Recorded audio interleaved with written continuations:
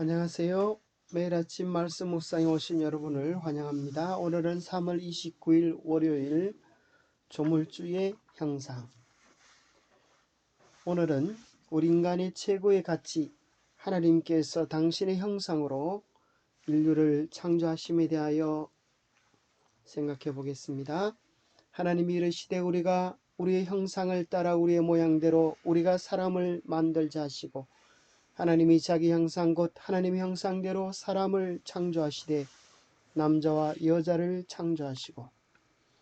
우리는 어떤 면에서 하나님 형상을 지니고 있을까요? 인간 외에 하나님 형상을 따라 창조된 존재가 있습니까? 창조 기사에서 인류와 다른 창조물과의 차이와 공통점은 무엇일까요? 어떤 면에서 우리는 하나님 형상을 지니고 있을까요? 하나님이 자기 형상 곧 하나님의 형상대로 사람을 창조하시되 남자와 여자를 창조하시고. 여기 이 세상 동물과 전혀 다른 우리 인간의 최고의 가치가 기록되어져 있습니다. 요즘 많은 사람들이 외로워지자 짐승을 사람처럼 여기는 그런 시대에 살아가고 있습니다. 얼마나 강아지를 좋아하는지 강아지가 사람과 꼭 같습니다. 이름을 지어주는 것은 두말할 필요도 없고 옷도 만들어주고 생일 파티도 해주고 또 죽으면 장례식까지 치러주는, 또 어떤 강아지는 보험까지 들어주는 그런 일도 있다고 하지 않습니까?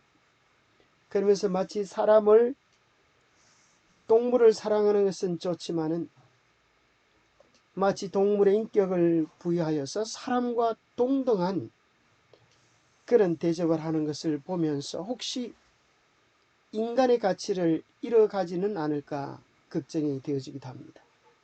사람과 동물이 궁극적으로 다르다고 하는 것은 이 땅에 있는 모든 만물들은 하나님께서 사람을 위하여 창조하셨지만 사람은 하나님의 형상으로 지음받은 이 지구의 관리자로, 하나님의 대리자로 창조하셨다고 하는 사실입니다. 그래서 인간의 최고의 가치는 하나님이 자기의 형상대로 우리를 지으셨어. 우리는 하나님의 자녀라고 하는 사실입니다. 외모나 내면이 창조주의 형상을 지녔다는 것입니다. 창조주는 영이시기 때문에 그분의 형상을 따라 창조된 사람 역시 영적 존재라고 하는 사실을 우리에게 이야기해 주십니다. 사람은 외모나 품성에 있어서 모두 하나님의 형상을 지니게 될 것이었다. 그리스도만이 아버지의 본체의 형상이시지만 사람은 하나님의 모양으로 지음을 받았다.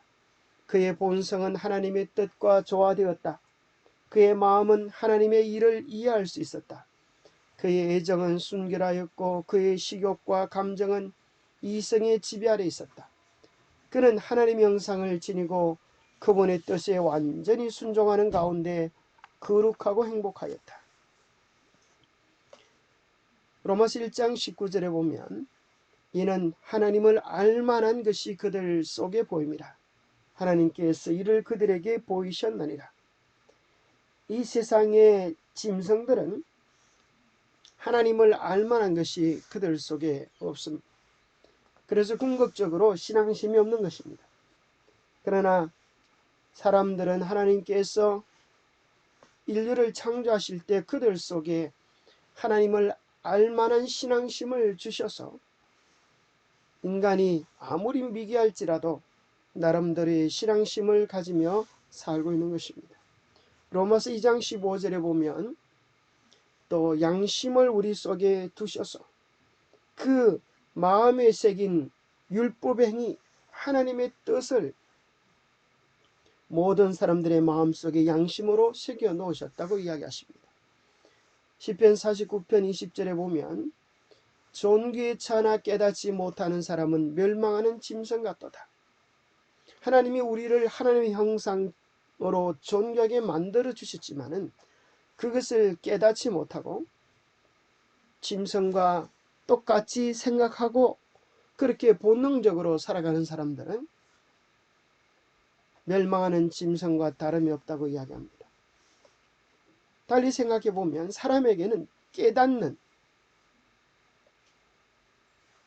지적인 판단력, 정서적인 느낌, 그죠?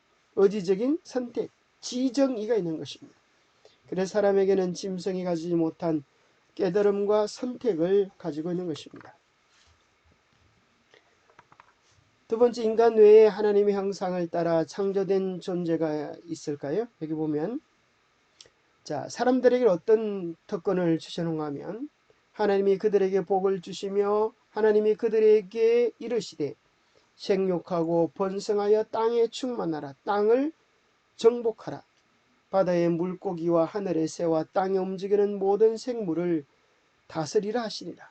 사람에게만 하나님께서 우리를 돌보듯이 이 지구의 청지기로 세우셔서 모든 생물을 다스리며 돌보며 보호하게 하는 특별한 권위를 주신 것입니다.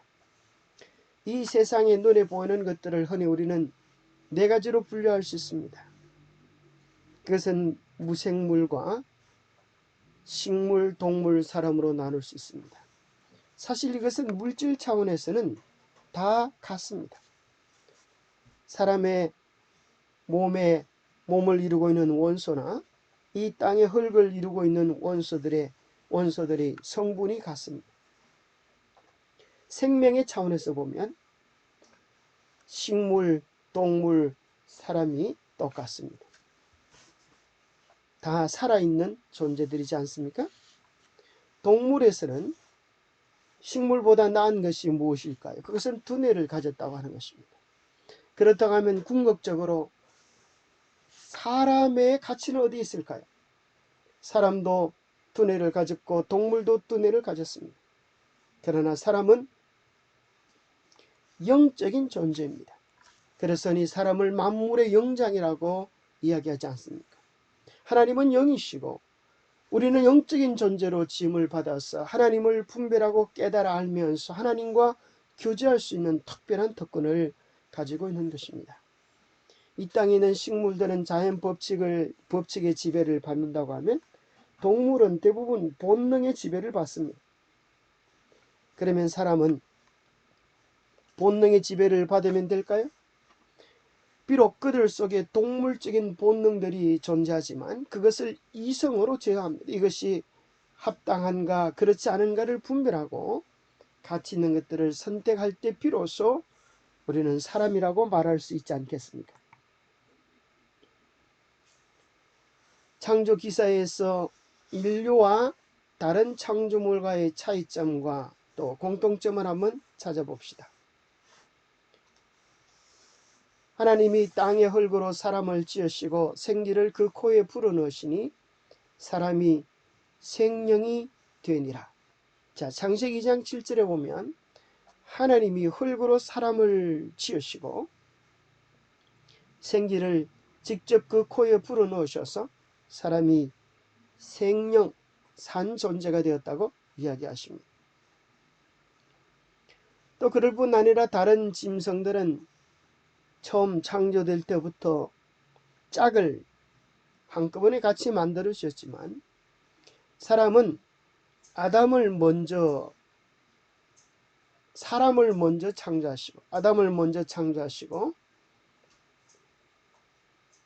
그의 갈비뼈를 취하여 여자를 만드셨다고 하는 사실을 우리는 알고 있습니다. 자, 몇 가지 재미있는 질문을 좀 드려보겠습니다. 짐승과 새는 그렇다면 무엇으로 창조하셨나요? 짐승과 새는 무엇으로 창조하셨나요? 10중 8구는 말씀으로 창조했다 그렇게 이야기를 하시는 분들이 많으세요. 물론 창세기 1장을 보면 하나님께서 빛이 있으라 하심에 빛이 있었고 또 하나님께서 이르시되 그죠? 창세기 1장 24절에 보니까 하나님이 이르시되 땅은 생물을 그 종류대로 내되 가축과 기는 것과 땅의 짐승을 종류대로 내라 하시니 그대로 되리라. 말씀으로 명령하심에 이루어진 것처럼 보입니다. 자, 그러면 사람은 무엇으로 창조했는가 라고 물어보면 사람은 흙으로 창조했다. 그렇게 우리가 이야기하죠. 짐승은 말씀으로, 사람은 흙으로 창조했을까요? 그런데 재미있게도 창세기 2장 19절을 보면 여호와 하나님이 흙으로 각종 들짐승과 공중의 각종 새를 지으셨다 그랬어요. 그래서 창세기 1장 24절을 자세히 보면 하나님이 이르시되 땅은 생물을 그 종류대로, 하나님이 명령을 하셨지만 그 근본 재료인 땅을 통하여, 흙을 통하여 짐승들이 있으라 이렇게 말씀하셨습니다. 그래서 알고 보니까 사람도 짐승도 같은 재료인 흙으로 창조되어졌음을 보게 됩니다. 그러면 생기가 서로 다른 것일까요? 사람에게 불어넣은 생기는 영혼과 같아서 죽으면 영혼이 몸에서 빠져나온 그런 존재일까요? 자, 생기에 대해서는 성경에 뭐라고 이야기할까요? 전도서 3장 19절에 보면 인생이 당하는 일이 짐승도 당하나니 그들이 당하는 일이 일반이라. 다 동일한 호흡이 있어서 짐승이 죽음같이 사람도 죽으니 사람이 짐승보다 뛰어남이 없으면 모든 것이 헛됨이로다. 여기 분명히 이야기하기를 동일한 호흡이 있고 사람과 짐승은 다를 바가 없다고 그렇게 이야기하고 계십니다. 김상래 목사님의 쓰신 내용에 보면 창조에서 사람과 짐승의 차이는 그 재료에 있지 않고, 재료는 똑같지 않습니까? 흙도 있고 생기도 있고, 차이점이 있다고 하면 창조 방법에서 차이를 발견할 수 있다는 것입니다. 인간은 하나님이 생기를 그 고유에 직접 불어넣으시는 그런 모습으로 또 하나님의 형상대로 창조하셨습니다. 그러나 다른 짐승들은 흙을 재료로 또 생기를 쓰셨지만 말씀으로, 명령으로 그렇게 창조하셨음을 발견하게 됩니다.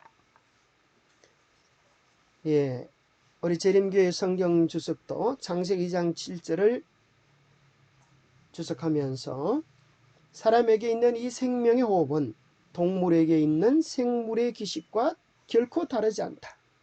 왜냐하면 만물은 그들의 생명을 하나님에게서 받기 때문이다. 그러므로 그것은 정신이나 지능이 될 수 없다. 여러분, 생기 자체가 정신이나 지능이 아닌 것입니다. 마치 전기라고 하는 똑같은 전기가 들어오지만 컴퓨터는 그 전기를 활용해서 컴퓨터의 기능을 가지고 선풍기는 선풍기의 기능을 가지듯이 하나님 우리를 다른 동물과는 다른 그런 수준 있는 차원이 다른 존재로 창조하셨을 뿐인 것입니다. 교과에 나오는 내용입니다. 비록 우리가 인간의 언어로 하나님에 대해 이야기할 수밖에 없지만 그분이 영적 존재이시며 거룩한 속성을 지니신 분임을 잊어서는 안 된다. 우리의 육체와 정신과 영의 본성이 부분적으로 거룩하신 창조주를 반영하고 있다고 할 수 있으나 그분에 대해서 많은 것들이 여전히 우리에게 감춰져 있다. 대신 성경은 인간의 영과 정신적인 측면들을 강조한다. 우리는 이러한 측면들을 개발하고 향상시킬 수 있다. 이는 인간의 지성이 가진 독특한 특성으로서 하나님과의 풍성한 관계를 가능하게 한다. 그러나 지상의 다른 창조물은 그렇게 하지 못한다. 그래서 우리는 하나님께서 우리에게 지성, 정서, 의지를 주셔서 하나님과의 풍성한 관계를 유지하도록 그렇게 창조해 주셨습니다. 하나님이 여자를 창조하셨던 장면을 주목해 보십시오. 남자와 여자 모두 하나님의 형상대로 창조되는 놀라운 특권을 받았습니다. 한쪽이 다른 한쪽에 비해 열등하다는 어떤 근거도 없습니다. 하나님은 남녀 모두를 동일한 재료로 창조하셨습니다. 하나님은 그들에게 동등하게 창조하셨고 그들 모두를 하나님과의 특별한 관계 속에 두셨습니다. 남녀는 모두 하나님이 주신 특성들을 개발하여 그분께 영광을 돌릴 수 있는 동일한 기회를 부여받고 있는 것입니다. 자, 영감의 교훈입니다. 하나님의 형상을 회복함. 하나님의 형상대로 창조되어진 우리 인간이 안타깝게도 죄로 말미암아 하나님의 형상을 훼손시켰습니다. 그래서 우리에게 있어서 정말 중요한 것은 우리가 누구의 형상대로 창조되어졌는지를 깨닫고 그분의 원래의 창조의 목적대로 돌아가는 것이 우리가 해야 할 중대한 일입니다. 대체 하나님께서는 인간을 당신의 형상대로 창조하시고 그들에게 고상한 특성을 부여하셨다. 그러나 죄는 인간에게서 하나님의 형상을 훼손하고 거의 말살시켰다. 인류를 위한 구원의 계획이 세워지고 유해의 생명이 허락된 것은 이것을 회복하기 위함이었다. 다른 모든 것의 기초가 되는 인간의 목적은 인간이 처음 창조받을 그때의 완전함으로 돌아가는 것이다. 이 얼마나 놀랍고 원대한 인생의 목표입니까? 하나님의 형상을 회복하는 것입니다. 오늘 본문을 통하여 우리는 짐승 같은 존재가 아니고 온 우주를 창조하신 그 높은 하나님의 모양대로 하나님의 품성대로 하나님의 형상대로 창조함을 받은 위대한 하나님의 자녀라고 하는 사실을 배웠습니다. 그 놀라운 사실을 깊이 명상하면서 그분의 형상을 회복해가는 귀한 인생이 되기를 간절히 소망합니다. 기도하겠습니다. 하나님 아버지, 우리의 존재와 가치에 대한 최고의 깨달음을 가지게 해주셔서 너무나 감사합니다. 비록 망가지고 죄로 손상되어졌지만 우리를 하나님의 형상으로 창조된 자녀라고 말씀해 주시고 사랑해 주심을 인하여 감사합니다. 주님의 십자가의 구속의 사랑과 성령의 인도하심을 통하여 참된 하나님의 형상을 회복해가는 우리의 매일들이 되게 도와주시옵소서. 우리의 고집대로 우리의 욕심대로 감으로 망가지는 인생이 아니라 성령의 이끄심에 전적으로 순종함으로 우리를 향한 하나님의 원대한 계획이 우리 인생에 온전히 이루어지도록 축복해 주셨기를 우리 주 예수 그리스도 이름 의지하여 간절히 간구하옵나이다. 감사합니다. 오늘 우리가 얼마나 위대한 존재로 창조되어지는지 그 귀한 깨달음 속에서 행복한 하루 누리시게 되기를 간절히 바랍니다. 감사합니다.